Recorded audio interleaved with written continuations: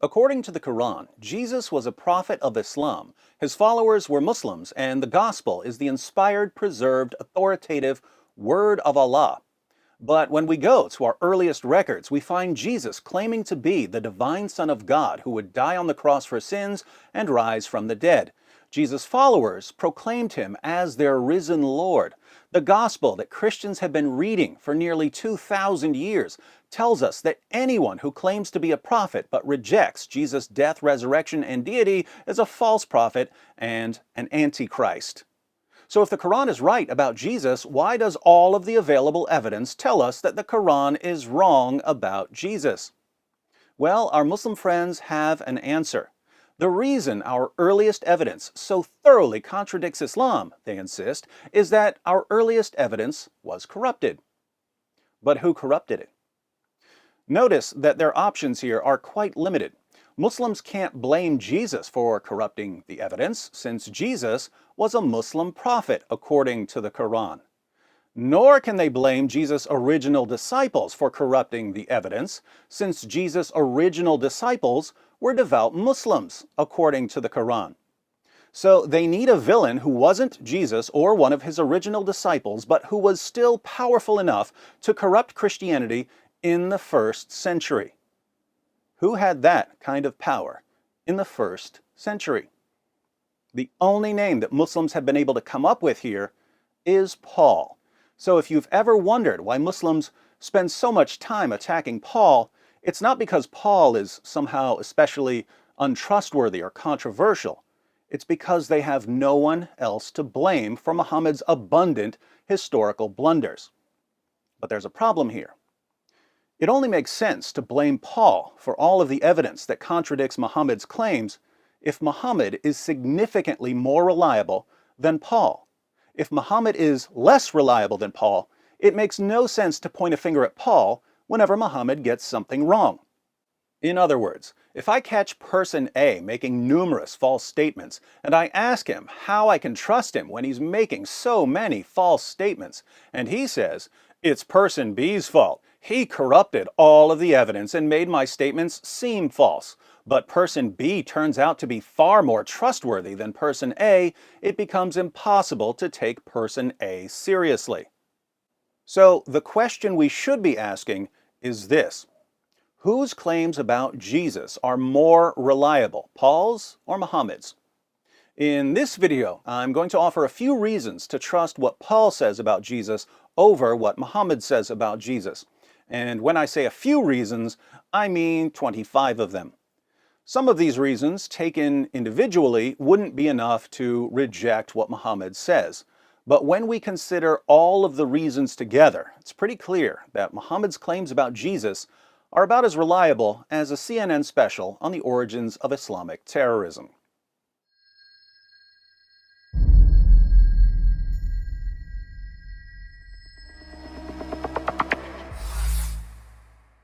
Our records of Paul's life are much earlier than our records of Muhammad's life. And here I don't just mean that Paul came centuries before Muhammad, and so we have earlier sources for Paul's life. I mean that when we talk about the teachings and deeds of Paul, the biographical sources we use are much closer to the events they report than the biographical sources we use when we talk about the teachings and deeds of Muhammad. Our earliest biographical sources on Paul were written during the lifetime of Paul. The book of Acts was written in the early 60s, before Paul was martyred, and it was written by a traveling companion of Paul, who was an eyewitness to many of the details he reports. We also have numerous letters written by Paul himself. Our earliest detailed biographical source on Muhammad is Ibn Ishaq's Sirat Rasul Allah, which was written more than a century after Muhammad's death. And we don't even have what Ibn Ishaq actually wrote. We have an abridged version that was sanitized by a later scholar. And we shouldn't forget that many Muslims don't trust Ibn Ishaq. When Muslims quote stories about Muhammad, they're usually getting their information from sources like Sahih al-Bukhari and Sahih Muslim, which were written 2 centuries after the time of Muhammad. But it gets worse. The main reason for composing works like Sahih al-Bukhari and Sahih Muslim was that Muslims were composing so many false stories about Muhammad, people didn't know what to believe. Scholars like Bukhari decided that they needed to collect stories they thought were accurate in order to distinguish them from the ever-increasing supply of false narrations. Now, if Muslims during the time of Bukhari were inventing stories about Muhammad, what about the generation before that? And the generation before that? And the generation before that? 2 centuries is a lot of time to make things up.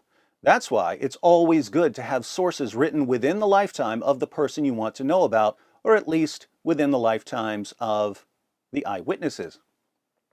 When we learn about Paul, we learn about him through first-generation eyewitness accounts. When we learn about Muhammad, we learn about him through late sources written by people who didn't know him, whose parents didn't know him, and whose grandparents didn't know him. People who were fishing for historical facts in a sea of fabrication and deception.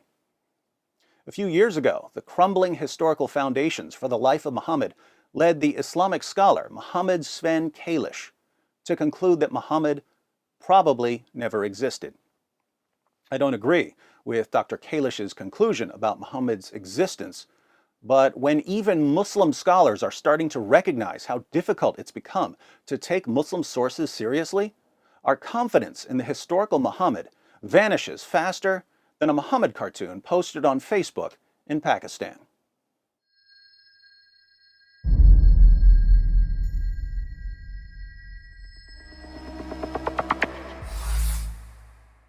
The Apostle Paul was a brilliant scholar who defended his views in Athens, the intellectual capital of the ancient world, and in other major cities. He had discussions with the Stoic and Epicurean philosophers of his day, and he could quote their sources to them.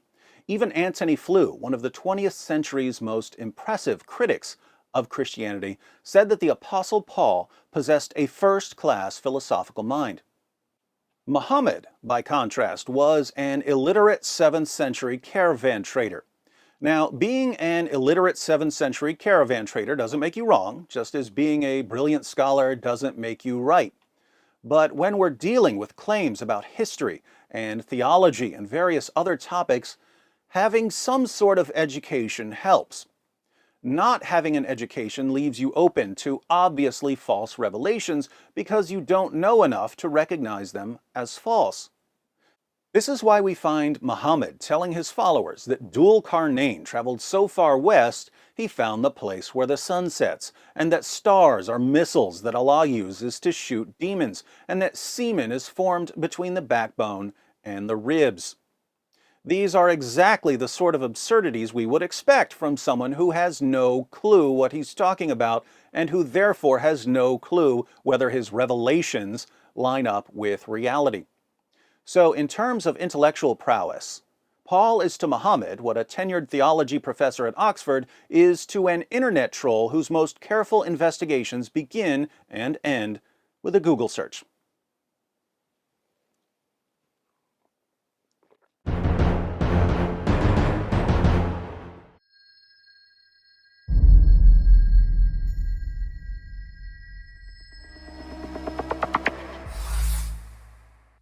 The Apostle Paul was a Pharisee who studied under Gamaliel, one of the greatest Jewish rabbis of the 1st century. Paul knew the Old Testament inside and out, which is why he quotes the Old Testament so frequently in his writings.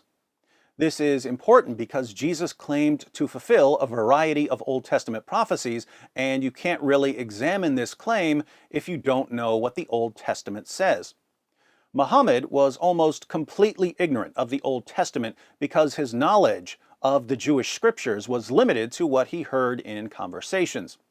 Not surprisingly, despite Muhammad's numerous interactions with Jews in Arabia, the Quran contains very few quotations from the Old Testament. Due to his ignorance of the scriptures, Muhammad couldn't tell the difference between stories that were in the Torah, and therefore divine revelation, and stories from later Jewish writings and commentaries, some of which were so late and so obviously fabricated they weren't far beyond the level of bedtime stories. Imagine how amusing it must be for someone who specializes in Jewish literature to read the Quran and find so many fables being presented to Muslims as revelation.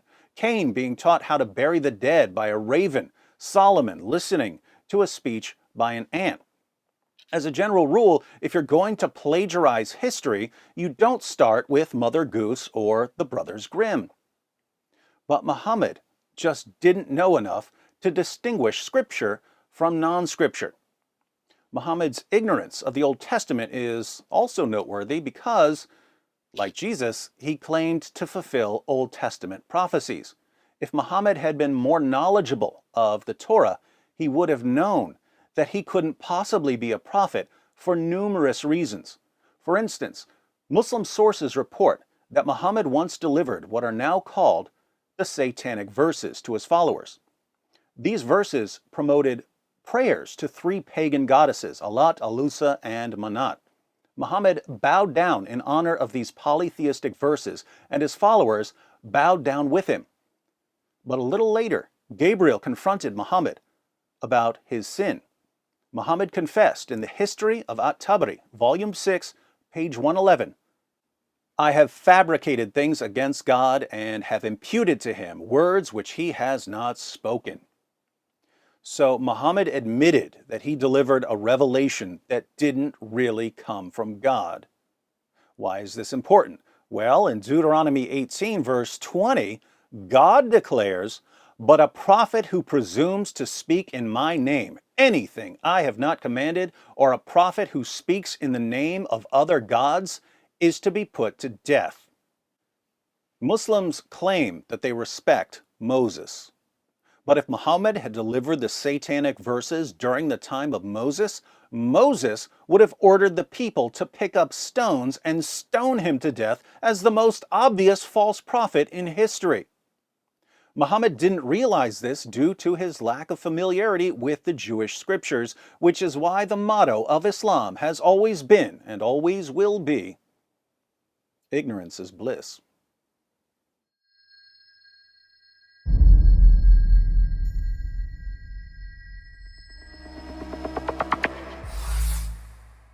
The Apostle Paul was a contemporary of Jesus, and he spent much of his time in first century Israel. This put Paul in a perfect position to gain accurate historical information about Jesus. If you want reliable information about a person, it's pretty helpful being a member of the person's own generation. And Paul was right there. Muhammad was born more than half a millennium after Jesus' death in a completely different country. Since he couldn't read, apart from divine revelation, his knowledge of Jesus was limited to whatever stories were popular in 7th century Arabia. This is why, when we read the Quran, we find so many stories about Jesus that are known to be forgeries. Mary giving birth under a palm tree, Jesus preaching when he was still a baby, Jesus giving life to clay birds. We know where these stories come from, and they don't come from the 1st century. Now, don't get me wrong, the Quran is an excellent history book if you're looking for a history of 2nd through 7th century Middle Eastern forgeries. But if you're looking for historical information about Jesus, the Quran is a few conspiracy theories shy of the Da Vinci Code.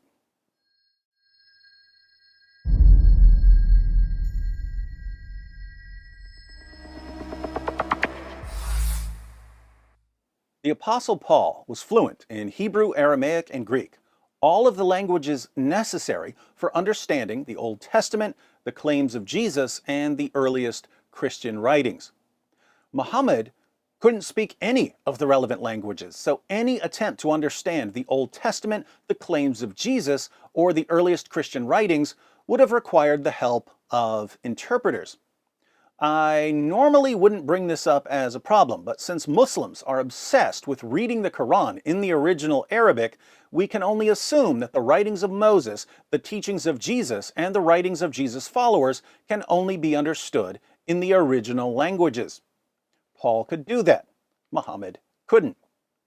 Muhammad's ignorance of the original languages leads to further problems. For example, the Quran refers to the book revealed through Jesus as the Injil.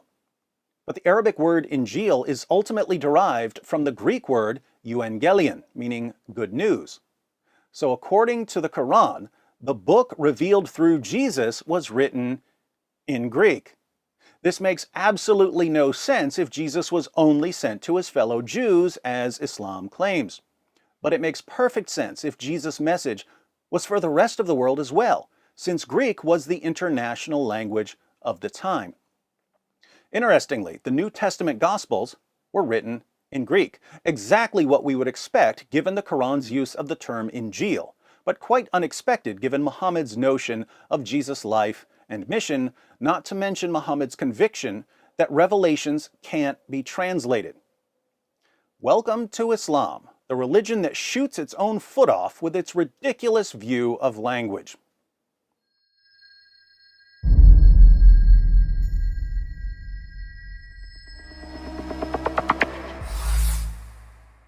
In 1 Corinthians 9:1, Paul writes, "Am I not free?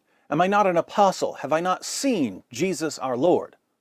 Paul met the risen Jesus on the road to Damascus, where Paul was on his way to hunt down Christians and bring them to Jerusalem to face punishment. As he was riding, he saw a light that was brighter than the sun all around him. He fell to the ground and heard a voice say, "Saul, Saul, why do you persecute me? It is hard for you to kick against the goads." Paul cried out, "Who are you, Lord?" And the voice replied, "I am Jesus whom you are persecuting. Now get up and stand on your feet. I have appeared to you to appoint you as a servant and as a witness of what you have seen and will see of me. I will rescue you from your own people and from the Gentiles. I am sending you to them to open their eyes and turn them from darkness to light and from the power of Satan to God, so that they may receive forgiveness of sins and a place among those who are sanctified by faith in me." An apostle is one who is sent. Paul was sent by Jesus himself, hence we call him the Apostle Paul. But Jesus warned his followers to beware of people like Muhammad. In Matthew 7, Jesus said, "Beware of false prophets who come to you in sheep's clothing, but inwardly are ravenous wolves. You will know them by their fruits." No one in history fits this description of a false prophet more perfectly than Muhammad. Muhammad came to Jews and Christians and claimed to be their friends, sheep's clothing. But when he became powerful enough, he called for their violent subjugation, ravenous wolf. Jesus said that we can recognize false prophets by their fruits. Whether we look at Muhammad's life or the impact he's had on the world, Muhammad's fruits are not good. A 2014 study by the World Economic Forum concluded that 18 of the 20 worst countries in the world in terms of the gender gap between men and women were Muslim-majority countries. There have been more than 30,000 deadly Islamic terrorist attacks just since 9/11. Concerning human rights abuses, one of the most pro-Islamic news sites on the planet, the Huffington Post, writes, "Of the countries with a high risk of violations, Syria, Egypt, Libya, Mali, and Guinea-Bissau, feel free to look up the religious demographics of those countries, have seen the worst deterioration of their human rights situation. Geographically speaking, nations in the Middle East and North Africa account for the vast majority of the countries in the extreme risk category." Nations in the Middle East and North Africa. Now, what could they possibly have in common? Belief in Muhammad is what they have in common.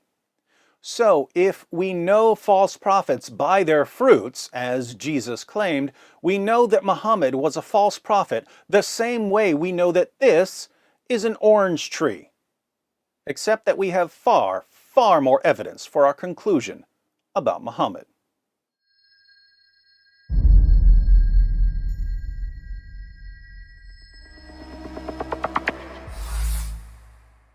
Even though Paul received revelations telling him what to believe about Jesus, he was able to test these revelations by going to the eyewitnesses. Some Muslims actually look down on this. If Paul really believed his revelations, why would he test them? But Paul was smart enough to realize that lots of people think they're getting revelations from God when they aren't. So if you think God is speaking to you one day and you have an opportunity to verify the message by taking a trip and asking a few questions, why not do it? Intriguingly, Allah invited Muhammad to test his revelations by going to the people of the book, Jews and Christians, in order to make sure that his revelations lined up with our revelations. Muhammad occasionally doubted the divine origin of the Quran, and in Surah 10, verse 94 of the Quran, Allah responded to Muhammad's doubts by saying, "But if you are in doubt as to what we have revealed to you, ask those who read the book before you." So Muhammad could go to the people of the book, Jews and Christians, to confirm his revelations. But if Muhammad had actually done that, Jews and Christians would have told him that his revelations contradict what's in the Torah and the Gospel on a fundamental level. This is when Muslims jump in and say, but the Torah and the Gospel have been corrupted. Really?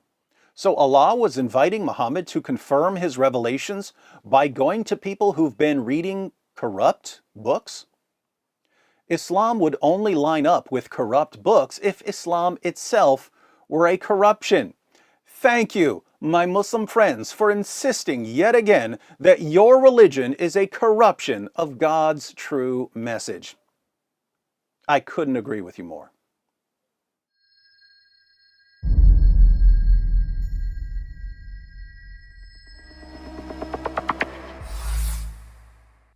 We know from first-century sources not only that Paul went to Jesus' original apostles to test his revelations, but also that the apostles confirmed Paul's message and his authority. James, Peter, and John recognized that Paul had been sent by God to preach the gospel among the Gentiles, and they gave Paul what he called the right hand of fellowship. In 2 Peter 3, 15-16, the Apostle Peter, one of Jesus' closest companions, refers to Paul as our beloved brother, and he puts Paul's letters in the same category as Old Testament scripture. Now, the apostles couldn't explicitly confirm Muhammad's message because Muhammad wasn't born for another 5 centuries.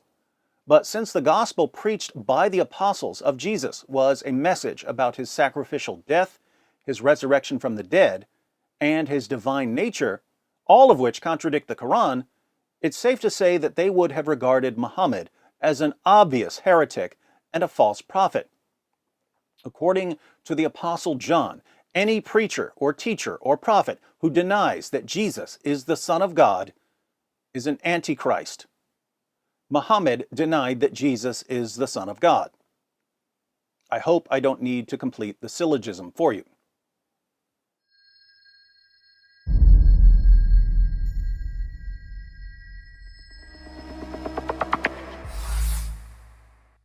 In Surah 18, Allah tells us that Dhul Qarnayn, usually identified as Alexander the Great, traveled so far west, he found the place where the sun sets. Not only can I guarantee that Alexander the Great never found the place where the sun sets, we know that this was a popular story during Muhammad's lifetime.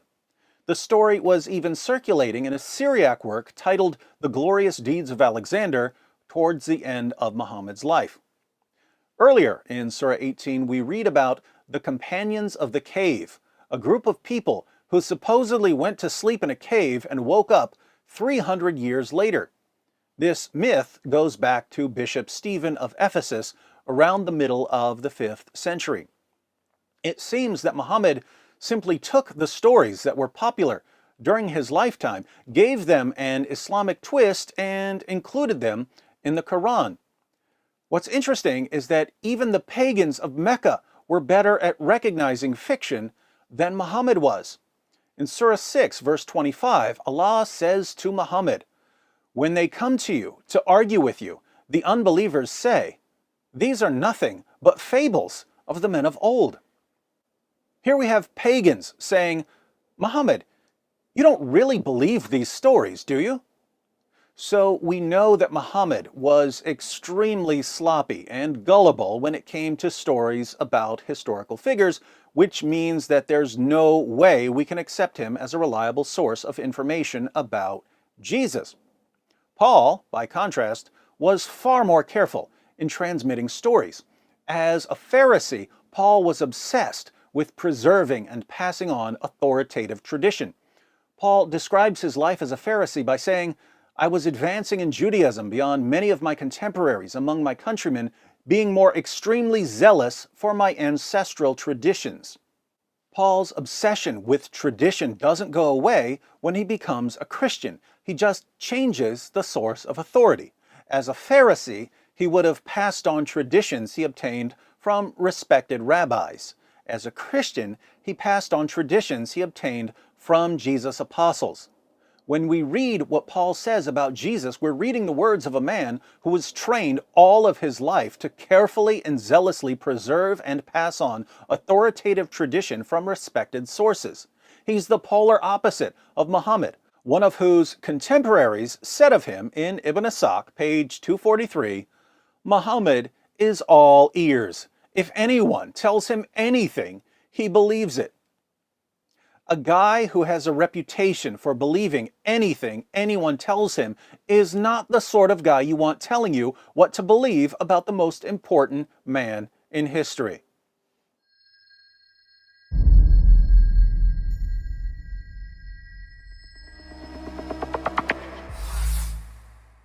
When Muhammad preached in Arabia, there weren't a lot of historians around, and the early Muslim community didn't know much about first century Christianity. So in this atmosphere of ignorance, Muhammad could say whatever he wanted to say about Jesus, and his followers wouldn't know that he was wrong.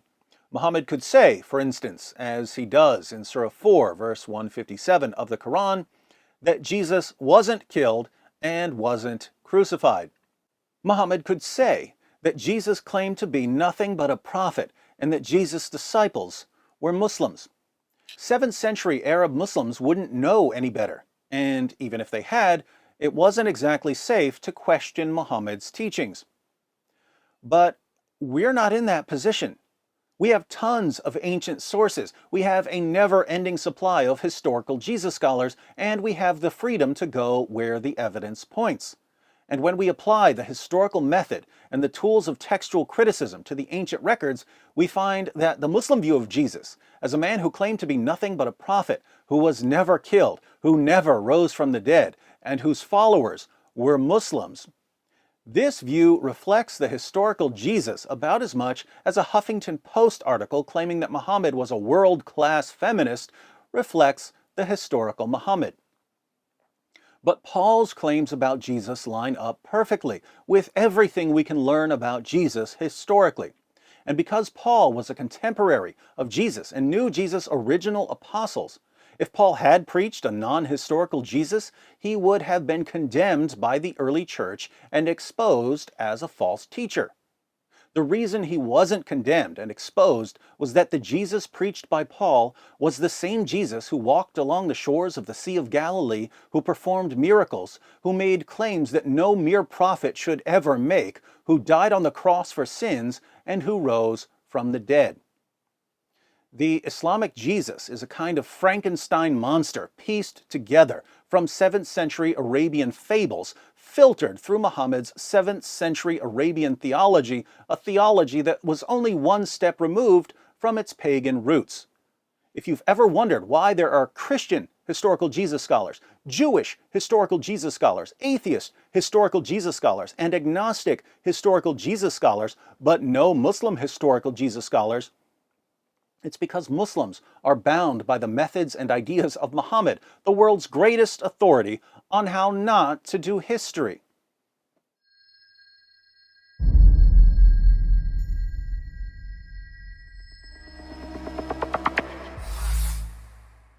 During the time of the judges and the kings of ancient Israel, the Jews often turned to pagan gods and pagan forms of worship. But by the 1st century AD, the time of Jesus and Paul, the Jews were done flirting with false gods. They had utter contempt for the beliefs and practices of the pagans. The Apostle Paul had a strict Jewish upbringing and would have therefore shared the general Jewish view of polytheism. But Paul was no ordinary Jew. He was a Pharisee, a member of the most rigid sect, and even among Pharisees, Paul was considered especially zealous. Why is this relevant? Well, there are Muslims who try to explain the origin of Christianity by claiming that Paul was influenced by Greco-Roman polytheists. Paul was so mesmerized by all of the gods of the pagans that he deified Jesus as a form of compromise. And that might make sense to certain people, assuming they know absolutely nothing about the Apostle Paul, especially the fact that he would have rather died 100,000 horrible bloody deaths than compromise his worship of the one true God. Paul became a Christian because he met Jesus, and his encounter with Jesus caused him to re-examine Old Testament prophecies about the Messiah, ultimately convincing him that the law and the prophets were all looking forward to the life, death, and resurrection of Jesus. There's no room in Paul's reasoning for even a hint of pagan influence. But there was no shortage of pagan influence on Muhammad. For instance, one of the 5 pillars of Islam is the Hajj, the annual pilgrimage to Mecca, which is saturated with paganism and idolatry. Before Muhammad conquered Mecca, the pagans would take a pilgrimage to Mecca, where they would visit the Kaaba and walk around it 7 times.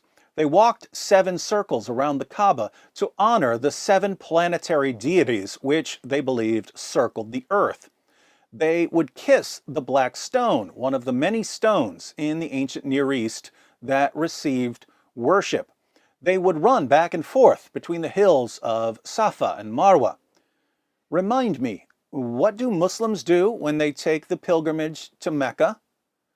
They visit the Kaaba and walk around it 7 times, just like the pagans did. They kiss the black stone, just like the pagans did. They run back and forth between the hills of Safa and Marwa, just like the pagans did. But let me guess, if it looks like paganism, and walks like paganism, and talks like paganism, it must be pure monotheism in disguise, right?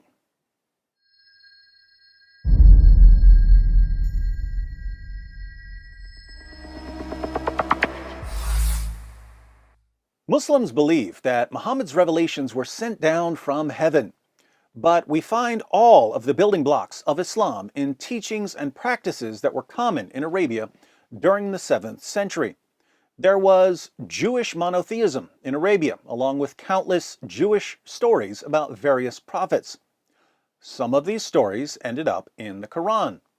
There were heretical Christian groups in Arabia, along with various stories about Jesus, Mary, and others. Some of these stories ended up in the Quran.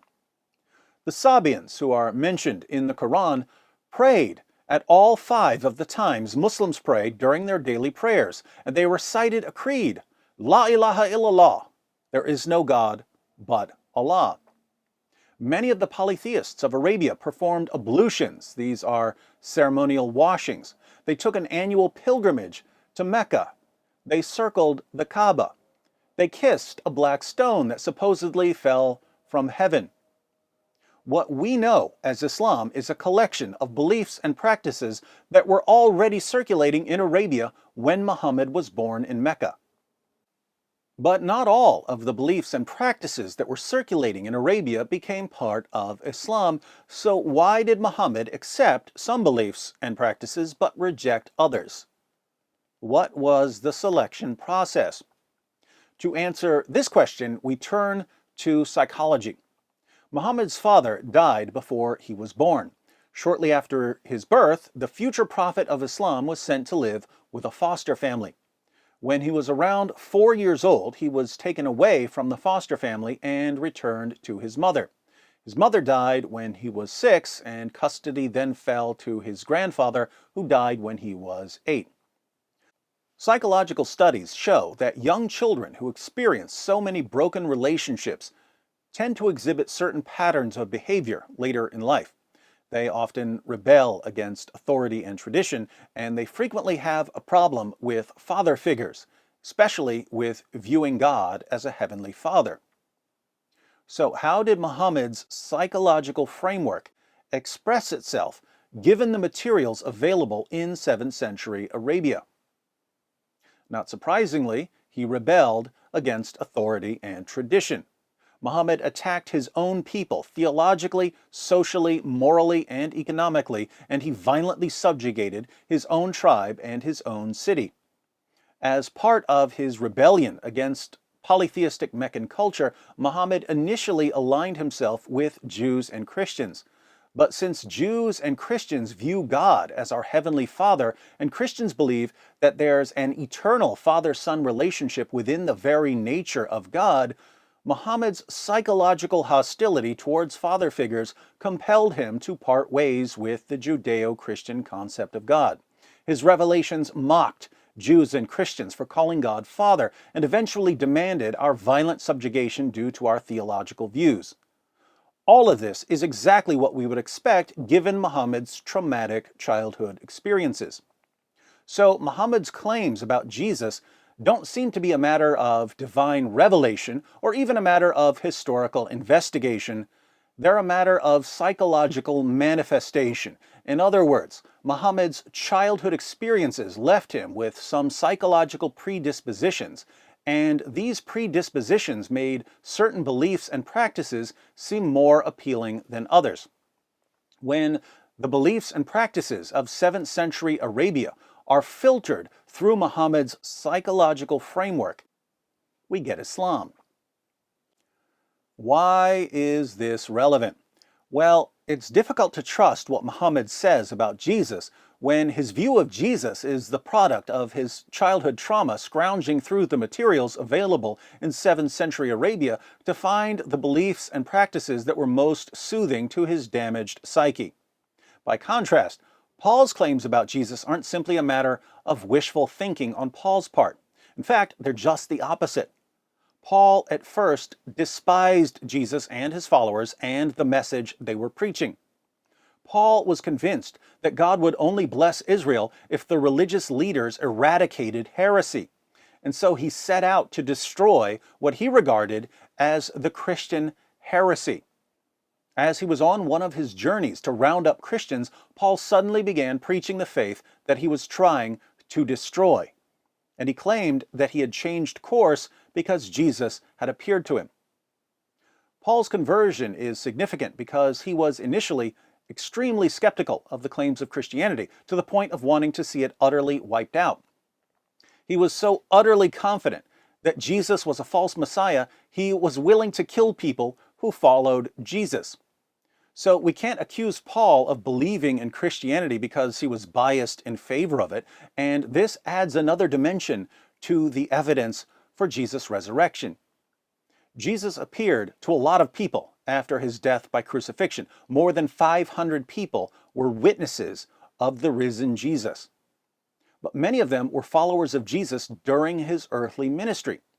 So someone could argue that they can't be fully trusted because they were already loyal to Jesus. Maybe they just saw what they wanted to see. They were grieving after Jesus' death, and suddenly he appeared to them. Perhaps they were only experiencing grief hallucinations. It would be extraordinarily odd for so many people to experience the same hallucination, but it's still an objection that critics raise. Paul, however, wasn't grieving over Jesus, so he wasn't in the frame of mind to experience grief hallucinations. And yet he saw the same thing the other witnesses saw.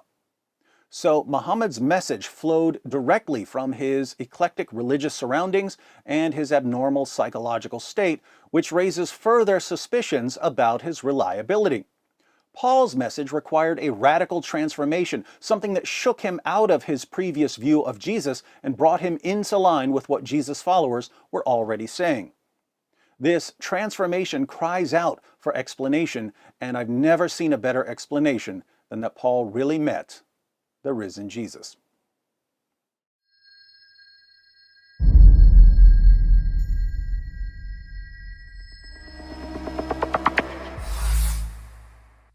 Our Muslim friends assure us that Muhammad was the greatest man who ever lived. I have no clue what sources they're reading when they say this, and I strongly suspect that they aren't reading any sources. They simply hear wonderful things about Muhammad from their leaders, and they assume that these wonderful things are true without ever bothering to investigate. According to Muslim sources, Muhammad had sex with a 9-year-old girl. He would brag to his followers about having sex with 9 women and girls in a single day. He allowed his followers to rape their female captives and to beat their rebellious wives into submission. He told his followers that women are stupid and immoral and that their testimony is unreliable. He tortured a man for money. He supported his religion through robbery. He had people assassinated for making fun of him. He ordered his followers to execute anyone who leaves Islam. He bought, owned, sold, and traded black African slaves. He referred to Ethiopians as raisin heads and said that Satan looks like a black man. Not the sort of person you'd want as your next door neighbor. What about Paul? Well, before Paul became a Christian, he was violent. He persecuted Christians and had them put in prison and sentenced to death. But apart from his early affinity for forcing people to obey his interpretation of the Torah, Paul just wouldn't do anything wrong. In Philippians 3:6, he says that according to the righteousness under the law, he was blameless. This doesn't mean that he was sinless, but it does mean that no one could point a finger at him and accuse him of violating God's commands. If you really wanted to criticize Paul for something after he became a Christian, you could reasonably say that he was extremely sarcastic at times, and that when people challenged his status as an apostle, he would boast about his accomplishments and about working harder than any of the other apostles. People who have a problem with sarcasm and boasting, I happen to love them, usually don't like Paul's personality. But let's face it, Paul isn't the sort of person you'd need to hide your 9-year-old daughter from. Now, to be fair, Muhammad did share certain positive characteristics with Paul. They both emphasized helping the poor, for instance. But telling your followers to help the poor doesn't magically erase the centuries of spousal abuse and child marriage and rape and robbery and torture that Muhammad justified through his revelations and example. Adolf Hitler was an excellent painter. That doesn't mean he gets a free pass on the millions of lives he destroyed.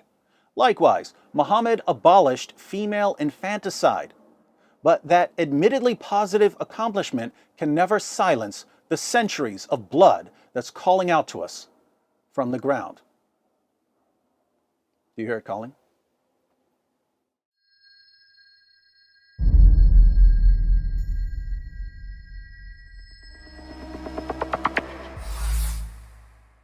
We can learn a lot about a man by how he reacts when his worst deeds are exposed. Does he acknowledge his sin and turn away from it? Or does he justify it and continue hurting others and even himself? Muhammad had an adopted son named Zayd, who was called Zayd bin Muhammad, Zayd, son of Muhammad. One day, Muhammad went to visit him and was greeted by Zayd's wife, Zainab, who was one of the most beautiful women in Arabia and who was wearing very little clothing at the time. Here's what happened, according to the Muslim historian Tabari. She jumped up in haste and excited the admiration of the messenger of God so that he turned away, murmuring something that could scarcely be understood. However, he did say overtly, "Glory be to God the Almighty. Glory be to God who causes hearts to turn."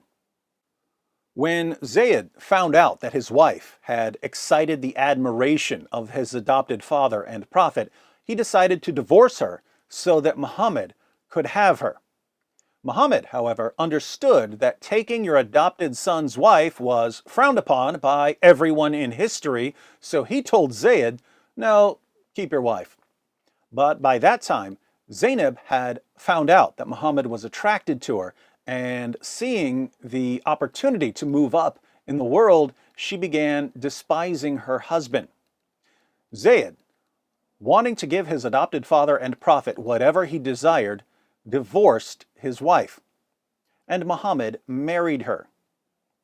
Not surprisingly, people started complaining. What sort of man marries a woman who's been having sex with his own adopted son? How did Muhammad respond to the criticism? He started receiving revelations to justify the marriage. Allah revealed Surah 33, verses 4 to 5, abolishing adoption in Islam. From that point on, Zayd was no longer called Muhammad's son. Allah also revealed Surah 33, verse 37, where he explains why he wanted Muhammad to marry Zainab. Allah says, "And remember when you, Muhammad, said to him to whom Allah had shown favor and to whom you had shown favor, keep your wife to yourself and be careful of your duty to Allah, and you concealed in your soul what Allah would bring to light, and you feared men, and Allah had a greater right that you should fear Him. But when Zayd had accomplished his want of her, i.e. divorced her, we gave her to you as a wife, so that there should be no difficulty for the believers in respect of the wives of their adopted sons when they have accomplished their want of them, and Allah's command shall be performed." Muslims defend Muhammad by offering all kinds of explanations for his marriage to Zainab. But in the Quran, we have Allah's explanation. Allah says to Muhammad, "We gave her to you as a wife so that there should be no difficulty for the believers in respect of the wives of their adopted sons when they have accomplished their want of them." So, Allah gave Zainab to Muhammad so that other Muslim men would know that it's okay to marry the divorced wives of their adopted sons. Three quick problems with Allah's explanation. One, how many men really struggle with whether or not they should be marrying the divorced wives of their own adopted sons? Apart from Muhammad, I've never heard of anyone who needed divine guidance on this issue. And yet Allah is convinced that lots of us are sitting around, scratching our heads, thinking to ourselves, "Wow, my adopted son's wife is so hot. I wonder if God wants me to have her." Second, assuming that Allah wants men to know that it's okay to marry the divorced wives of their own adopted sons, does He really need Muhammad to go out and do it? Wouldn't it be enough for Allah to say in the Quran, "Hey guys, in case you're wondering, yes, it's perfectly acceptable in Islam to start lusting after your adopted son's wives until your adopted sons divorce them, and then you can marry them"? Is this such an incredibly important issue that Allah not only had to reveal a Quran verse about it, but also needed Muhammad to break up a marriage and show us how it's done? Third, Allah abolished adoption in Surah 33, verses 4 to 5. Muslims are still free to take care of orphans, but they don't adopt them into their families. So if there's no more adoption in Islam, why in the name of common sense is Allah telling Muhammad that he has to marry Zainab so that other Muslim men will know that it's okay to marry the divorced wives of their adopted sons? There aren't going to be any more adopted sons, so the situation isn't going to exist for Muslims. Why would Allah tell Muhammad to do something in order to set an example for other Muslims facing the same problem when there aren't going to be any other Muslims facing the same problem? The only conclusion to draw is that Muhammad was criticized for doing something really, really bad, having adulterous thoughts about his adopted son's wife, causing his adopted son to divorce his wife and then marrying the woman he was lusting after. But instead of admitting that he had done something wrong, he justified what he had done and abolished one of humanity's most humane practices in the process. Worst adopted father ever. How did Paul react when his sin was exposed? Paul was a violent persecutor of the church. When he realized that he was wrong, he confessed his sins, turned away from persecution and blasphemy, acknowledged that he could only be forgiven through God's grace, and spent the rest of his life showing people how to live for God once they've been forgiven. Years later, Paul said, "I thank Christ Jesus our Lord, who has given me strength, that he considered me faithful, appointing me to his service.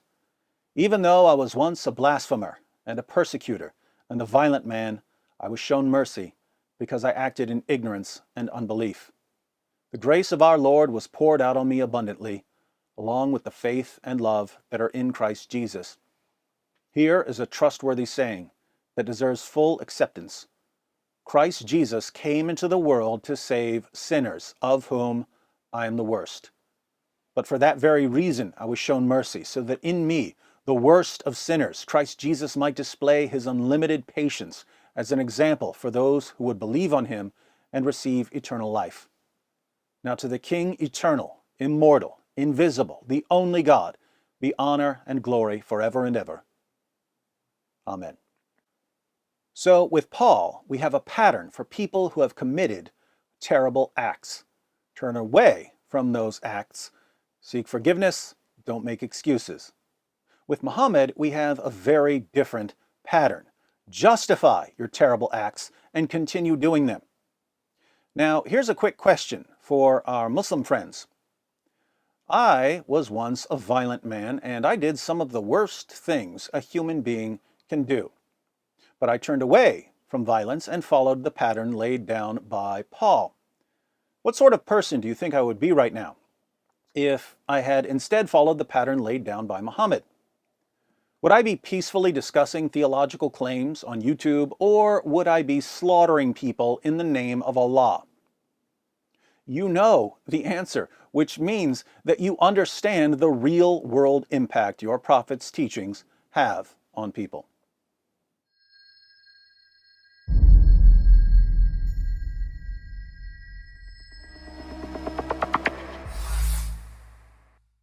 Am I the only one who gets suspicious when a guy who's supposedly receiving revelations ends up getting all kinds of special moral privileges from God? Let's consider 3 examples that should raise some eyebrows. First, the Quran says in Surah 4, verse 3, that Muslim men can marry up to 4 women. But according to Sahih al-Bukhari and numerous other Muslim sources, Muhammad had at least 9 wives at one time.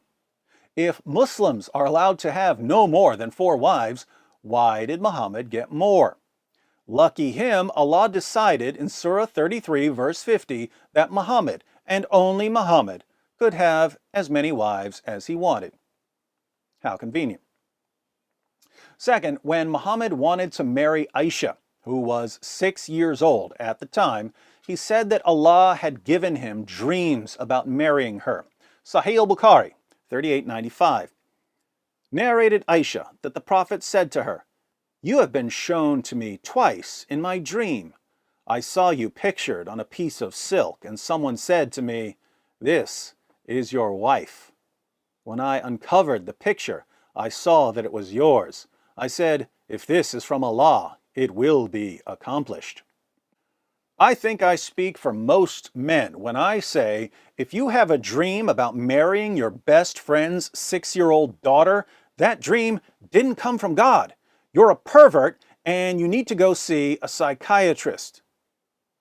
Third, one day after Muhammad got caught having sex with his slave girl in his wife Hafsa's bed, he swore to his wives that he would stop having sex with his slave girl.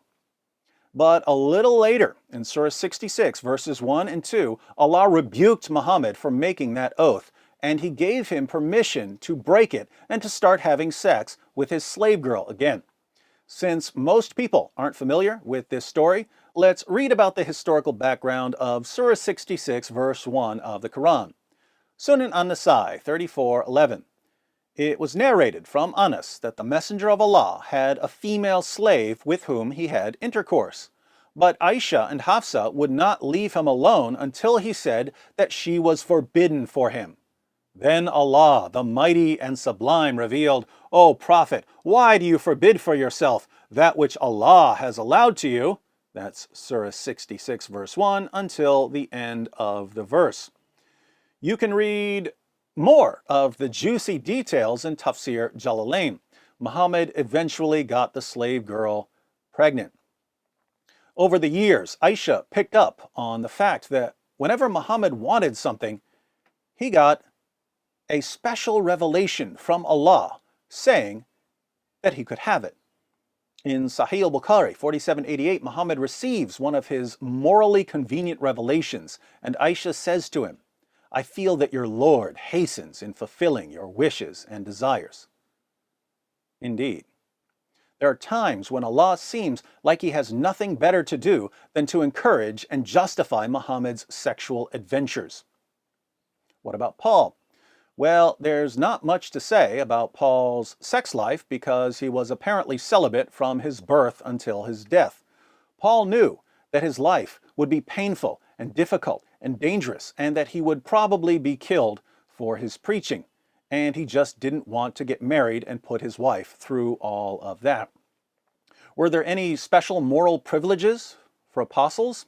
No, God called apostles to a higher moral standard and a more difficult life, not to a lower moral standard and an easier life. Paul describes the life of an apostle in 1 Corinthians 4.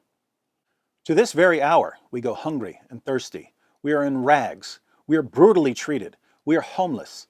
We work hard with our own hands. When we are cursed, we bless. When we are persecuted, we endure it. When we are slandered, we answer kindly. We have become the scum of the earth, the garbage of the world, right up to this moment. Become an apostle. It's a great life. And Paul knew what he was getting into from the beginning of his Christian journey. When Jesus sent Ananias to Paul shortly after his encounter on the road to Damascus, Jesus said, "I will show him how much he must suffer for my name." Now, suppose you meet two different men, both of whom claim to speak for God.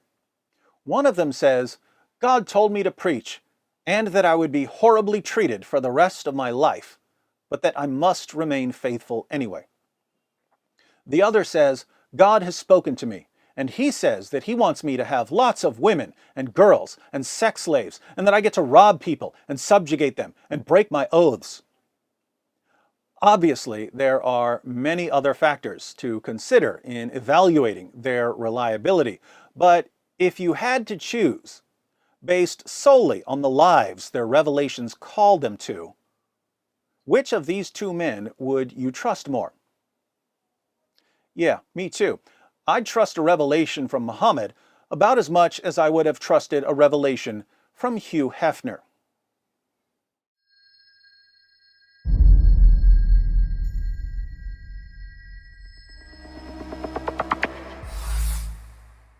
Paul and Muhammad went through some profound changes during their lifetimes, but they eventually settled into their final views on various topics.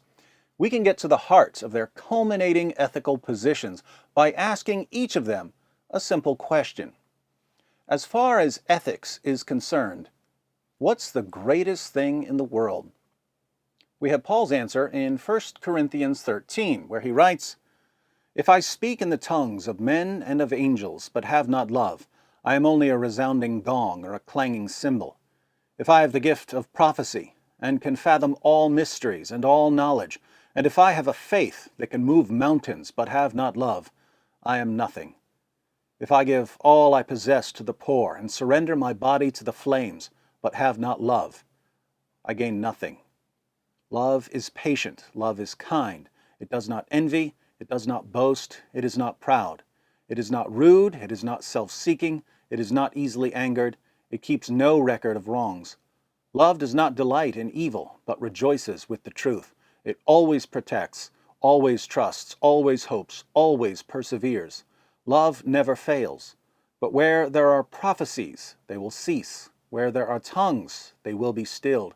Where there is knowledge, it will pass away. For we know in part, and we prophesy in part. But when perfection comes, the imperfect disappears. When I was a child, I talked like a child, I thought like a child, I reasoned like a child. When I became a man, I put childish ways behind me. Now we see but a poor reflection as in a mirror, then we shall see face to face. Now I know in part, then I shall know fully, even as I am fully known. And now these three remain: faith, hope, and love. But the greatest of these is love. According to Paul, what's the greatest thing you can do? Love. Now for Muhammad's answer to the question, what's the greatest thing in the world? Sahih al-Bukhari, 2795, the Prophet said, "Nobody who dies and finds good from Allah in the hereafter would wish to come back to this world, even if he were given the whole world and whatever is in it, except the martyr, who, on seeing the superiority of martyrdom, would like to come back to the world and get killed again in Allah's cause." The only thing that would be worth coming back to this world for, after seeing paradise, is getting killed while waging jihad. Sahih al-Bukhari, 2796, the Prophet said, "A single endeavor of fighting in Allah's cause in the afternoon or in the forenoon is better than all the world and whatever is in it." A single attack by a jihadi is better than the entire world and everything in it. And we wonder why Muslim mothers send their kids off to join terrorist groups. They're just doing what's best for their children, according to Muhammad. Sahih al-Bukhari, 2797. Muhammad said, "By him in whose hands my soul is, I would love to be martyred in Allah's cause, and then come back to life, and then get martyred, and then come back to life again, and then get martyred, and then come back to life again, and then get martyred." According to Muhammad, what's the greatest thing you can do? Die while slaughtering unbelievers in the name of Allah. In John 10, verse 10, Jesus says, "The thief comes only to steal and kill and destroy. I have come that they may have life and have it to the full." If the forces of evil come to steal and kill and destroy, and the pinnacle of Muhammad's hierarchy of good deeds is getting killed while slaughtering people, but Jesus came so that people would have life to the full, and the pinnacle of Paul's hierarchy of good deeds is loving people, whose ethical system would Jesus affirm, Paul's or Muhammad's? Whose ethical system would Jesus condemn? If you Muslims know that Jesus would condemn Muhammad, why do you keep telling us that you respect Jesus?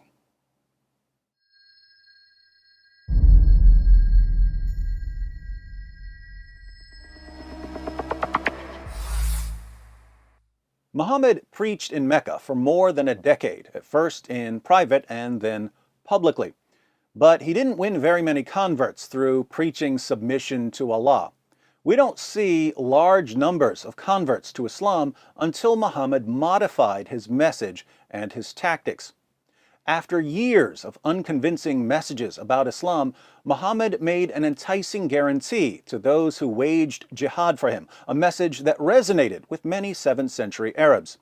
In Sahih al-Bukhari, 2787, Muhammad says, "The example of a mujahid, a jihadi, in Allah's cause, and Allah knows better who really strives in his cause, is like a person who observes Sawm, fasting, and offers Salat, prayer, continuously. Allah guarantees that he will admit the mujahid in his cause into paradise if he is killed, otherwise he will return him to his home safely with rewards and war booty." Muhammad guaranteed that if you wage jihad for him, you'll either die, in which case you'll enter paradise and get your virgins, or you'll survive, in which case you'll return home safely with rewards and war booty, which includes sex slaves. So either way, whether you live or die, it's to your financial and sexual advantage to fight for Muhammad. Muhammad clearly understood that the quickest way to the hearts of his listeners was through their wallets or their pants. For example, when Muhammad was accused of distributing the spoils of war unevenly, favoring potential converts, he replied, "Are you disturbed in mind because of the good things of this life by which I win over a people that they may become Muslims, while I entrust you to your Islam?" In Sahih al-Bukhari 3344, Muhammad divides a piece of gold among 4 chiefs of a different tribe. Watch what happens. So the Quraysh and the Ansar became angry and said, "He," i.e. the Prophet, "gives to the chiefs of Najd and does not give to us. The Prophet said, I give to them, so as to attract their hearts to Islam. So, for the early Muslims, the importance of money and captives as a motive for conversion can hardly be overstated. But Muhammad also knew how to convert people who didn't want to accept Islam just to get gold or sex slaves. He would fight them until they converted. In Sahih Muslim 129, Muhammad declares, I have been commanded to fight the people until they bear witness that none has the right to be worshipped but Allah, and that Muhammad is the messenger of Allah, and they establish the salat and pay the zakat. If they do that, then their blood and wealth are protected from me, except for a right that is due, and their reckoning will be with Allah. Muhammad made it very clear that if you didn't convert to Islam, you were a target for jihad. Now, think about the alternatives for a 7th century pagan Arab. If you converted and fought for Muhammad, you'd get rewards and war booty. If you didn't convert, he was coming to kill you. Was this method successful? Let's read Abu Bakr's summary of Muhammad's life and work.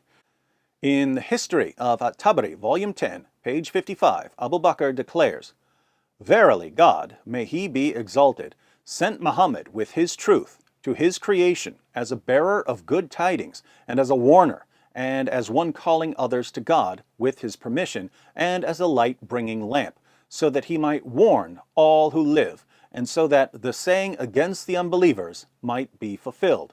So God guided with the truth whoever responded to him, and the apostle of God, with his permission, struck whoever turned his back to him until he came to Islam, willingly or grudgingly. So Muhammad preached, but the secret to his success was intimidation and bribery. The Apostle Paul, after his conversion, relied strictly on peaceful preaching rather than on bribes or threats of physical violence. Paul presented his listeners with a simple message. Jesus died on the cross for sins. His crucifixion was a public event, but he didn't stay dead. He rose and appeared to numerous witnesses, both friends and foes. Jesus' resurrection confirms his message, so you need to submit to him as Lord. This was the same message preached by Jesus' original apostles. Indeed, when Paul preached in various cities, he would share the earliest Christian creed, which he had received from the apostles themselves. Paul writes to the Christians of Corinth in 1 Corinthians 15, For I delivered to you, as of first importance, what I also received. This is where the creed starts, that Christ died for our sins according to the Scriptures, and that he was buried, and that he was raised on the 3rd day according to the Scriptures, and that he appeared to Cephas, i.e. Peter, then to the 12. After that, he appeared to more than 500 brethren at one time, most of whom remain until now, but some have fallen asleep. Then he appeared to James, then to all the apostles, and last of all, as to one untimely born, he appeared to me also. Scholars, even critical scholars, date this creed to within just a few years of Jesus' death, which makes it extremely early material. And what does it say? That Jesus died on the cross for sins, that he rose from the dead, that there are lots of witnesses, and that this was all prophesied centuries beforehand. Paul's listeners understood that this message was different from other religious messages. Paul's preaching was grounded in evidence and observation, and people converted to Christianity wherever he went. The evidence for Christianity was so persuasive that within just a few centuries, Christianity conquered the most powerful empire the world had ever seen without Christians ever needing to turn to violence or bribery. It seems that when you have a good argument, you don't need to kill and rape until people are forced to agree with you.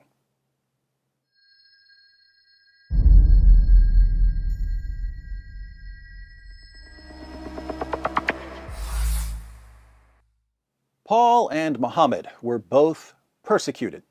Paul was persecuted for preaching the gospel. Muslims think that Muhammad was persecuted for preaching Islam, but that's not what their sources say.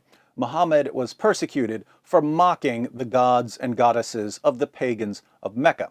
We read in the History of Tabari, Volume 6, page 93, "The messenger of God proclaimed God's message openly and declared Islam publicly to his fellow tribesmen. When he did so, they did not withdraw from him or reject him in any way, as far as I have heard, until he spoke of their gods and denounced them. When he did this, they took exception to it and united in opposition and hostility to him, except for those of them whom God had protected from error by means of Islam."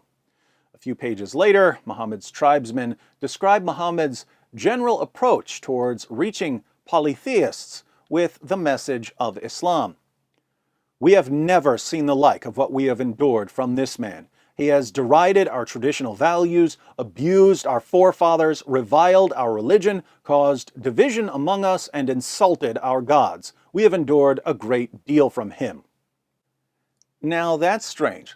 Muslims in the West tell me that it's wrong and immoral to criticize another person's religious beliefs, and yet their favorite prophet viciously mocked other people's religious beliefs.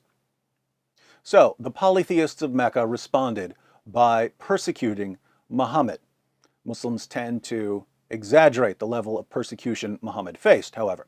The pagans threw pebbles at him, they spit on him, they eventually decided to kill him, but this persecution only lasted a few years until Muhammad moved to Medina. That's when the persecuted Muhammad became Muhammad the persecutor. In comparing the lives of Muhammad and Paul, we quickly realize that the persecution Muhammad suffered was a joke compared to the persecution Paul suffered. Paul gives us a partial overview of his trials in 2 Corinthians 11. "I have worked much harder, been in prison more frequently, been flogged more severely, and been exposed to death again and again. 5 times I received from the Jews the 40 lashes minus 1. 3 times I was beaten with rods. Once I was pelted with stones. 3 times I was shipwrecked. I spent a night and a day in the open sea. I have been constantly on the move. I have been in danger from rivers, in danger from bandits, in danger from my fellow Jews, in danger from Gentiles, in danger in the city, in danger in the country, in danger at sea, and in danger from false believers. I have labored and toiled and have often gone without sleep. I have known hunger and thirst and have often gone without food. I have been cold and naked." Paul wrote these words in the mid-50s AD.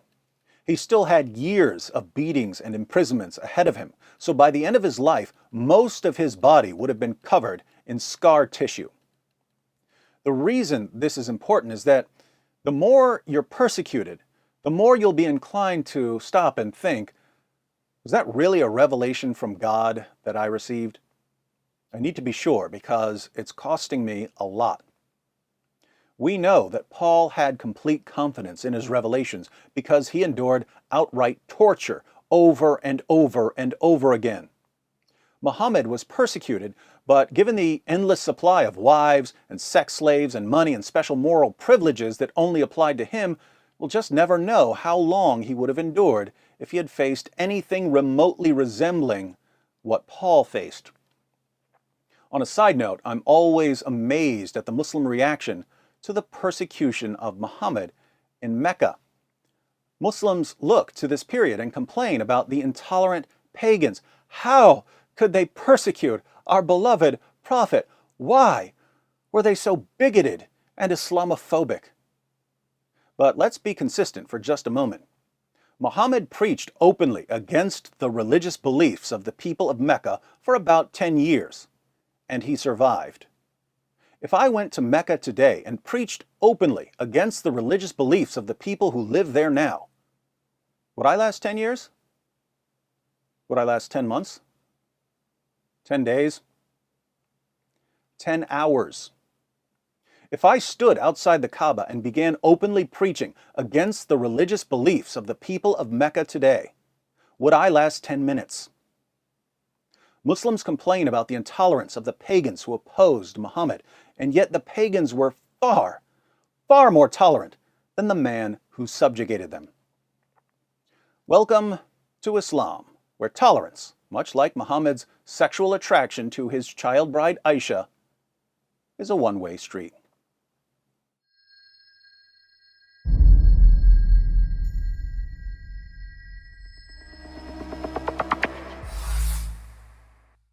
According to Muslim sources, when Muhammad received his first revelation in the cave on Mount Hira, he believed that he was possessed by a demon. And if you read what the Muslim sources say about how Muhammad received his revelations, you'll understand why he thought he was possessed. His encounters with Gabriel sound like something out of an exorcist film. Muhammad's face would turn red, his heart would race, the veins in his neck would swell up, his shoulders would tremble, he would come down with a fever, his lips would move rapidly, he would hear ringing or voices, he would sweat profusely, even in the cold. According to Muslim sources, once Muhammad became convinced that he was demon-possessed, he tried to commit suicide by hurling himself off a cliff. According to Muslim sources, Muhammad delivered revelations to his followers promoting polytheism, the infamous satanic verses. After a while, he came back and said that Satan had tricked him into delivering these verses. Apparently, Muhammad just couldn't tell the difference between inspiration from God and inspiration from the devil. According to Muslim sources, Muhammad was the victim of black magic that gave him delusional thoughts and false beliefs. This is crucial because the Quran tells us that magic is taught by demons. Since magic was successful over Muhammad, demons had power over Muhammad. I can't imagine someone less reliable on a spiritual level than the Prophet of Islam. Paul, by contrast, was not a helpless victim of demonic attacks. Demons were victims of Paul attacks. Paul would cast them out. Paul became so famous for his ability to cast out demons that other people tried to cast out demons by saying, "I cast you out in the name of Jesus, whom Paul preaches." This didn't work because you have to actually know Jesus in order to have that kind of spiritual authority, but it shows that Paul's power over demons was known even among non-Christians. So Paul had power over demons. Demons had power over Muhammad. Transitive property. Whom should we be listening to?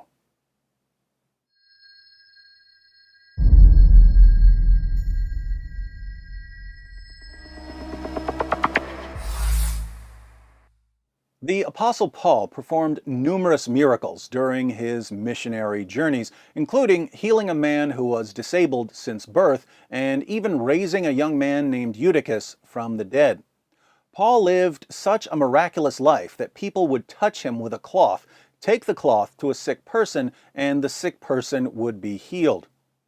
Many Muslims are convinced that Muhammad performed miracles, but it's important to note, one, that stories about Muhammad's miracles were written more than a century after his death. Two, that they were written during a time when Muslims were forging stories about their prophet like it was an Olympic sport.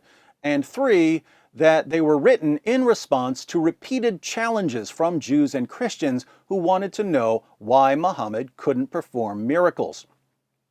Our earliest Islamic source is the Quran, and the Quran repeatedly admits that Muhammad couldn't perform any miracles other than delivering the Quran. Surah 6, verse 37. And they say, "Why has not a sign been sent down to him from his Lord?" Say, "Surely Allah is able to send down a sign, but most of them do not know." Surah 10, verse 20. And they say, "Why is not a sign sent to him from his Lord?" Say, "The unseen is only for Allah, therefore wait. Surely I too, with you, am of those who wait." Surah 13, verse 7. And those who disbelieve say, "Why has not a sign been sent down upon him from his Lord?" You are only a warner, and there is a guide for every people. Surah 13, verse 27. And those who disbelieve say, "Why is not a sign sent down upon him by his Lord?" Say, "Surely Allah makes him who will go astray and guides to himself those who turn to him." Surah 17, verse 59, "And nothing could have hindered us that we should send signs except that the ancients rejected them.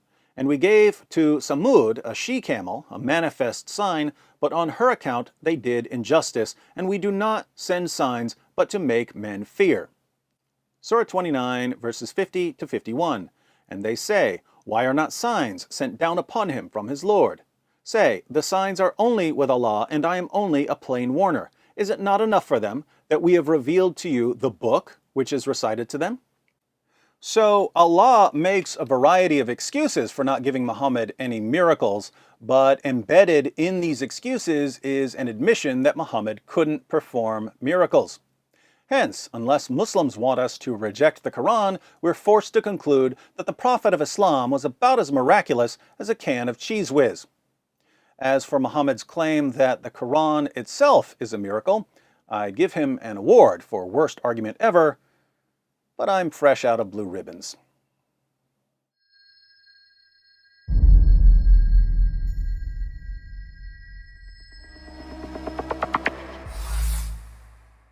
Following his conversion, the Apostle Paul spent about 3 decades preaching the gospel.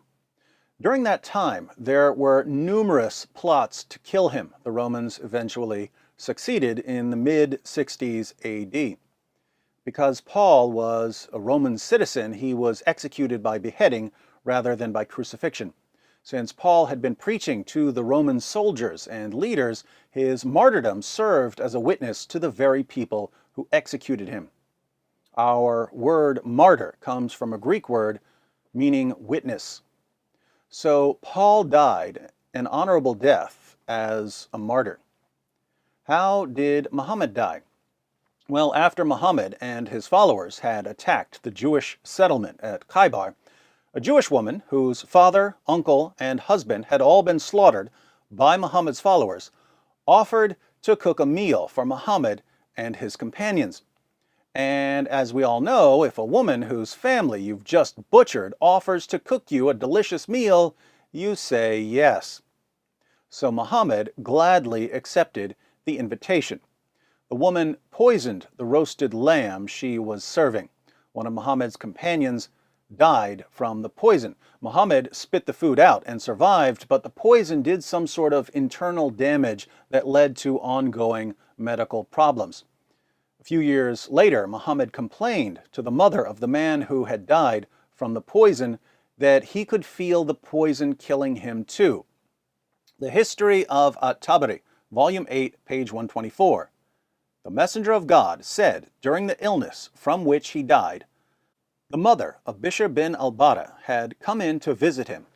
Bishr, at this very moment I feel my aorta being severed because of the food I ate with your son at Khaybar.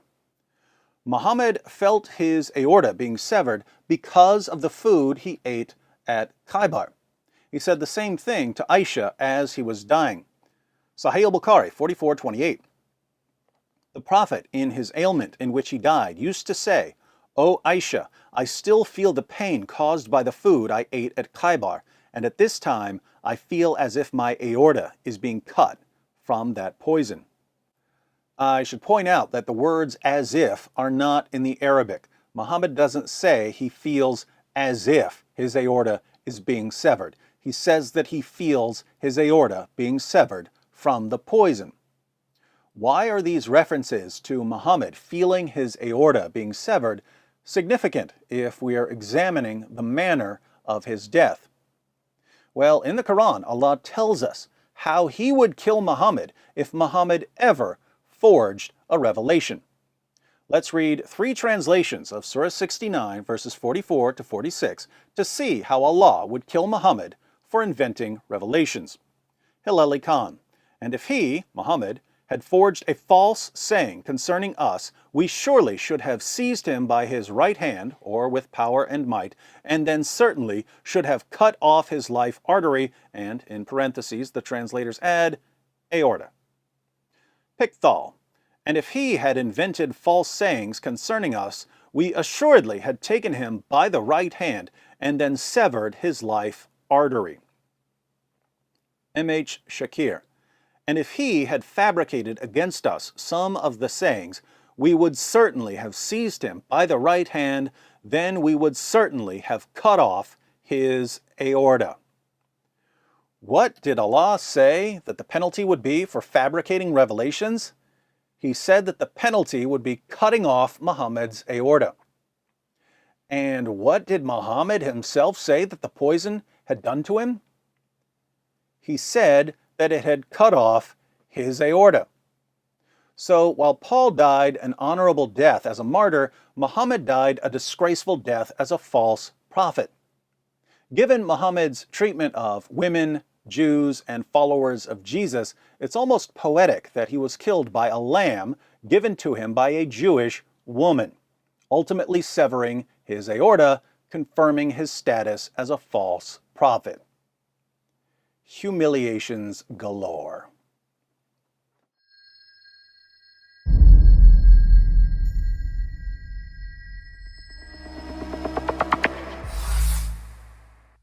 Allah confirms the reliability of the Apostle Paul. In chapter 61, verse 14 of the Quran, Allah says that he aided the true followers of Jesus until they became uppermost over those who rejected Jesus. Allah says, "O you who believe, be helpers in the cause of Allah, as Jesus, son of Mary, said to his disciples, 'Who are my helpers in the cause of Allah?' The disciples said, 'We are helpers in the cause of Allah.' So a party of the children of Israel believed, and another party disbelieved. Then we aided those who believed against their enemy, and they became uppermost." In his commentary on this verse, Yusuf Ali says that it refers to Allah aiding the Christians until they permeated the Roman Empire. But the Christians who permeated the Roman Empire were what Muslims would call Pauline Christians. They believed in the message and authority of the Apostle Paul. So if Allah helped the true Christians rise to power, and the Christians who rose to power believed in the message and authority of the Apostle Paul, we have Allah's stamp of approval on the Apostle Paul. One of the most respected Muslim commentators of all time, Qurtubi, comments on Surah 61, verse 14, as follows. It was said that this verse was revealed about the apostles of Jesus. May peace and blessings be upon him. Ibn Ishaq stated that of the apostles and disciples that Jesus sent to preach, there were Peter and Paul who went to Rome. This is a Muslim scholar telling us that Paul was sent by Jesus.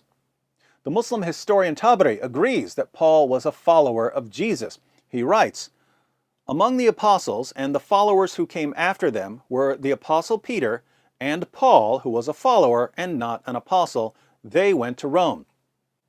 Why would respected Muslim commentators list Paul among the true witnesses of Jesus who preached in Rome? The reason they describe Paul this way is that many classical Muslim commentators, unlike Muslims today, based their views on the Quran. Allah said that he sent the gospel as a guidance for mankind and that he would protect Jesus' followers. So these commentators realized that to say that the Apostle Paul corrupted the gospel is to insult Allah. If Allah sent the gospel as a guidance and promised to protect Jesus' followers, but was overpowered by the Apostle Paul, this would make Paul more powerful than Allah. So when modern Muslims tell us that Allah's plans were foiled by the Apostle Paul, they're not making Paul look bad. They're making Paul greater than their God. These Muslims need to change the takbir from Allahu Akbar to Bulusu Akbar. So the Quran affirms the reliability of Paul. We can trust what Paul says according to Allah. And what does Paul say? Galatians 1, verses 8 to 9. "But even if we, or an angel from heaven, should preach to you a gospel contrary to what we have preached to you, he is to be accursed.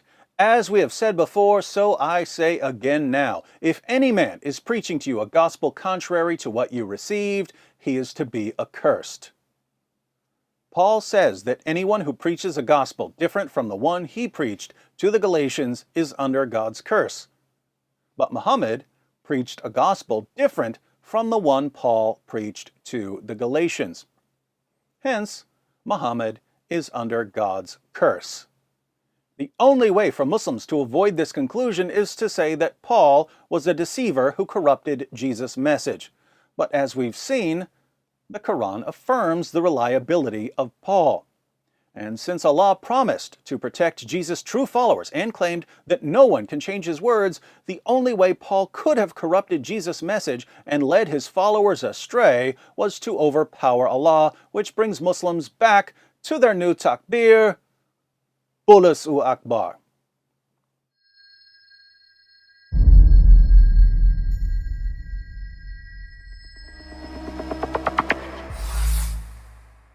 Paul's message about Jesus and the gospel is the same message we find prophesied in the Old Testament, the same message preached by Jesus and his original followers.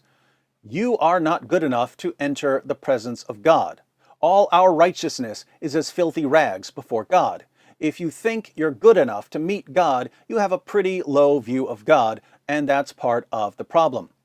What this means is that if we want to be accepted by God, we need a righteousness that comes from God, not from ourselves. The gospel is a message about how God gives us this righteousness through Jesus Christ. You might not like the message, but there's nothing incoherent or illogical about it. Muhammad's message, by contrast, self-destructs because the Quran affirms the inspiration, preservation, and authority of scriptures that completely contradict Islam. In Surah 3, verses 3 to 4, Allah says that He revealed the Torah and the Gospel. In Surah 7, verse 157, Allah says that Christians were still reading the Gospel during the time of Muhammad. We have copies of the Gospel before the time of Muhammad, during the time of Muhammad, and after the time of Muhammad. So we know what the Gospel during Muhammad's time said. We've still got it. In Surah 6, verse 115, and Surah 18, verse 27, Allah says that no one can change His words. No one is powerful enough to change Allah's words. Recall that Allah already said that the Torah and the Gospel are His words, which means that the Torah and the Gospel cannot be corrupted. Not surprisingly, according to the Quran, the Gospel is still authoritative scripture. Allah even commands Christians to judge by what we read in the Gospel. He says in Surah 5, verse 47, "Let the people of the Gospel judge by what Allah hath revealed therein. If any do fail to judge by the light of what Allah hath revealed, they are no better than those who rebel." So Allah says that He revealed the Gospel, inspiration. He says that no one can change His words, preservation, and He commands Christians to judge by the Gospel, authority. The problem for Islam is that if we judge by the Gospel, as Allah commands, we have to reject Islam, because the Gospel plainly declares that Jesus is the divine Son of God who died on the cross for sins and rose from the dead, and that anyone who comes against this message is not from God.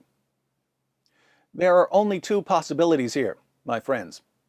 Either Christians have the inspired, preserved, authoritative Word of God, or we don't. If we have the Word of God, Islam is false, because Islam contradicts our scriptures. If we don't have the Word of God, Islam is false, because Islam affirms our scriptures. If we have the Word of God, Islam is false. And if we don't have the Word of God, Islam is false. Either way, Islam is false. Unlike Paul's message, Muhammad's message self-destructs.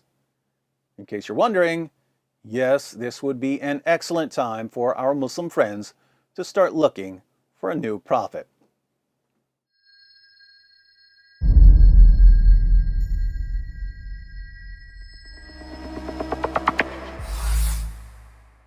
Muslims maintain that Jesus was one of Allah's mightiest prophets, but if we take a closer look at their claims, we can see that if Islam is true, Jesus was the most stupendous failure in the history of the prophets. Since he started preaching Islam at birth, according to the Quran, he had more than 30 years to convince people to submit to Allah. But after his death, the children of Israel were divided into two broad camps. Those who believed his message became Christians, all of whom were guilty of the worst sin imaginable, shirk, or associating a partner with Allah, while those who rejected his message were guilty of rejecting one of Allah's mightiest messengers. So whether people believed in Jesus or rejected him, they would all ultimately be condemned and cast into the hellfire. Jesus didn't manage to win a single lasting convert to Islam. His devout Muslim followers were all led astray. Who led them astray? This is where Muslims like to claim that the Apostle Paul deceived the early Christian community. Notice that this would be an admission that, according to Islam, all the work that Jesus did came crashing down due to corruption. But it gets worse, because Islam doesn't actually teach that Paul corrupted Jesus' message. Islam teaches that Allah corrupted Jesus' message when he tricked people into believing that Jesus died on the cross. According to the Quran, Jesus didn't die by crucifixion. But all four Gospels say that Jesus died by crucifixion. Where did people get the idea that Jesus died by crucifixion?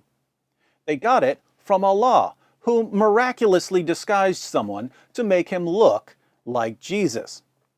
So who's responsible for corrupting Jesus' message? Allah. The poor Islamic Jesus spent his entire life preaching, only to have his life's work sabotaged by the God who promised to protect his followers. So according to Islam, Jesus accomplished absolutely nothing of any lasting significance. We have no record of his Muslim disciples or of Jesus preaching anything similar to Islam. The Islamic Jesus was a total failure, and Muslims claim to respect Jesus. What about Paul? Does Paul also insult and degrade Jesus with his message? Not at all. We have a good summary of Paul's view in Philippians 2, where Paul quotes an early Christian hymn.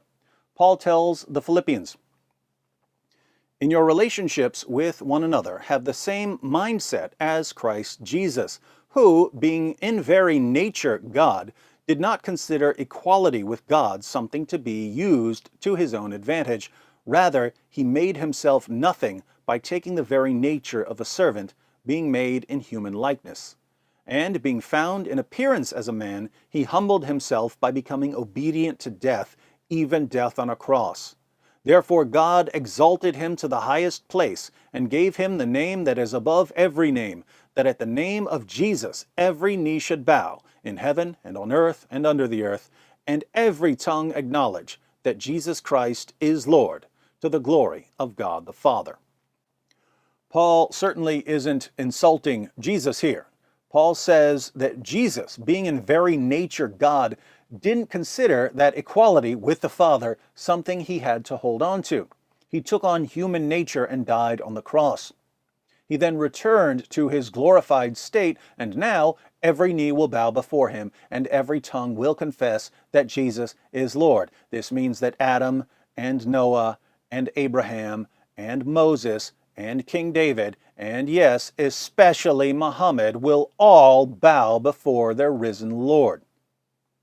On a related note, since Paul was quoting a first-century Christian hymn, we know that the earliest Christians were already singing songs about the deity of Christ and the incarnation. But the hymn also draws a distinction between Jesus, who is God, and the Father, who is God, which means that we can't understand the earliest Christian worship without the doctrine of the Trinity. So, for you Muslims who've been told by your scholars that belief in the deity of Christ arose centuries after the time of Jesus, you need some new scholars. Preferably some who don't constantly lie to you.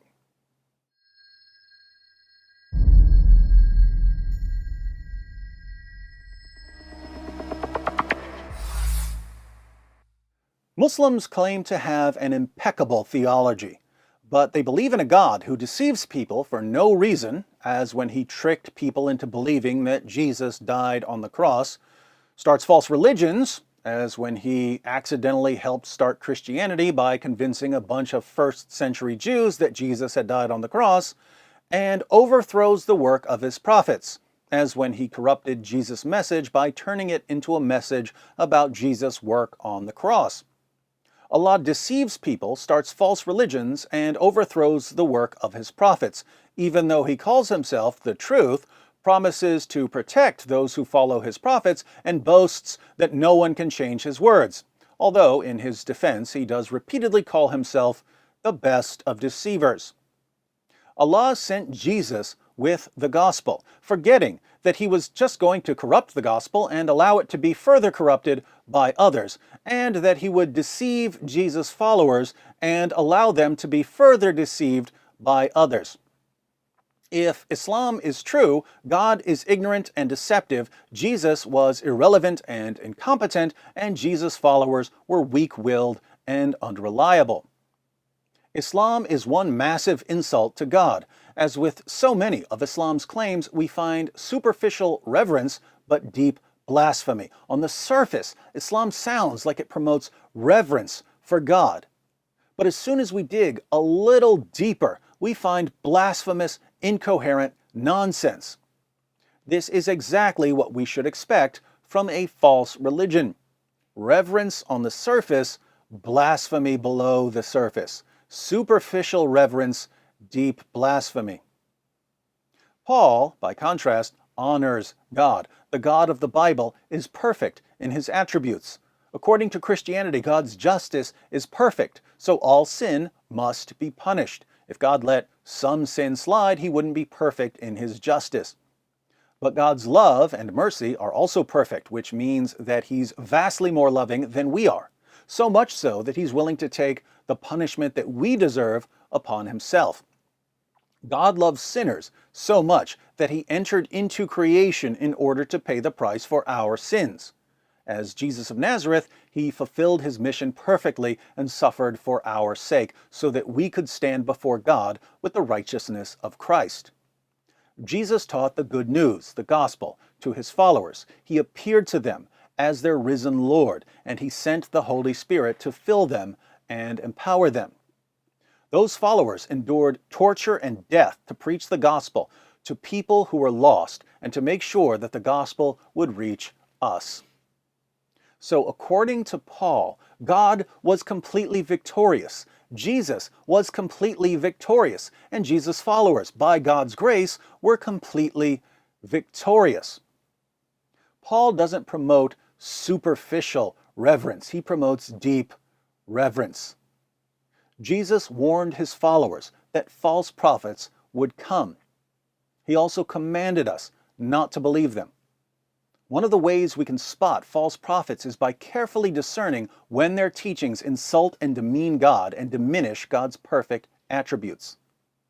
God is truth, and God is love. Islam, when carefully examined, would have us believe otherwise.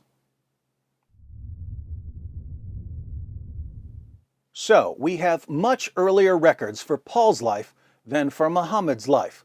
Paul was a brilliant scholar. Muhammad was an illiterate 7th century caravan trader. Paul knew the Old Testament backwards and forwards. Muhammad wouldn't know the Old Testament from a phone book. Paul was a contemporary of Jesus. Muhammad was born more than 5 centuries later in a different country.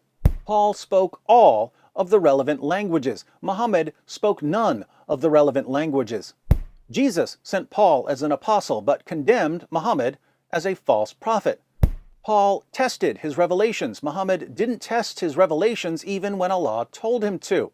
Paul's message and authority were confirmed by Jesus' original apostles. Jesus' original apostles condemned Muhammad's teachings as the teachings of an antichrist. Muhammad's other revelations about historical figures destroy his credibility. Paul's don't. The historical method supports Paul's view of Jesus and refutes Muhammad's view of Jesus. Muhammad's teachings were heavily influenced by paganism. Paul's weren't. Muhammad's message flowed directly from his surroundings and his psychological state.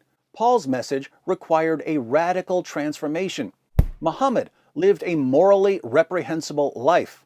Paul didn't.